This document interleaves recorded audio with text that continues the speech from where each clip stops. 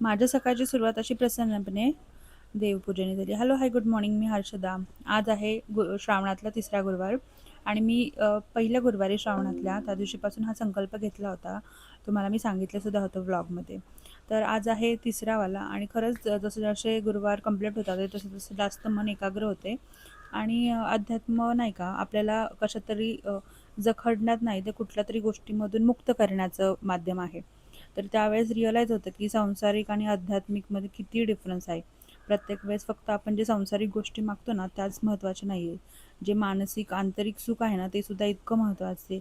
आणि ज्यावेळेस आपण हे अध्यात्म करतो ना त्यावेळेस हीच गोष्ट रिअलाईज व्हायला चालू होते की जे काय आपण सांसारिक गोष्टी मागतोय त्याचा नाश होणार आहे नक्कीच एक दिवस. पण जे मनातून सुख समाधान हवं आहे ना ते खूप जणांना नाही आहे. कारण बऱ्याच लोकांकडे भरपूर पैसा असतो पण शांत झोप नाही आहे. मी स्वामी समर्थांना फक्त हेच एक मागणं मागितलं की जे मला तुम्हाला योग्य वाटते तेच द्या. बाकी कशाची अपेक्षा नाही आहे मला. आणि असंच व्रत पुढे चालू ठेवणार आहे.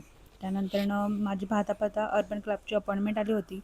वर्क फ्रॉम होममुळे ना नेकचा इतका त्रास व्हायला लागला आहे मला. त्यामुळं मग नेक आणि शोल्डरचा मसाज करण्यासाठी बोलवले होते आणि त्यांनी असं मस्त सेटअप केला होता. ऑफिसचं काम चालू केलं. त्याच्यामध्ये इतकं सारं रिसायकल बिनमध्ये डिलीट करून ठेवायचं होतं. जेवायला बसलो संध्याकाळी. स्वयंपाक सोडायचा होता म्हणून असं मस्त जेवण बनवलं होतं. पोट भरून जेवण केलं आणि ऑफिसचं पुन्हा काम चालू केलं. तोपर्यंत आमचे हाऊ खाली गेले होते आणि त्यांनी असं काहीतरी केलं आहे. पुढे बघाच.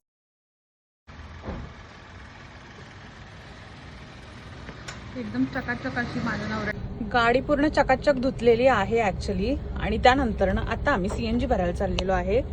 सो तुमचं म्हणणं काय याच्यावर सर? माझ्या बुद्धीचा उदो होतो. कसं वाटतंय सर? मी तुम्हाला सांगितलं होतं आता नका जाऊ. मला झोप येते. हां आणि तुम्ही घरी जाऊन झोपणार. हो का? डोळे चालू ठेवा बरं का, नाही तर जाऊ कुठंतरी आपण. हे डोळे उघडा.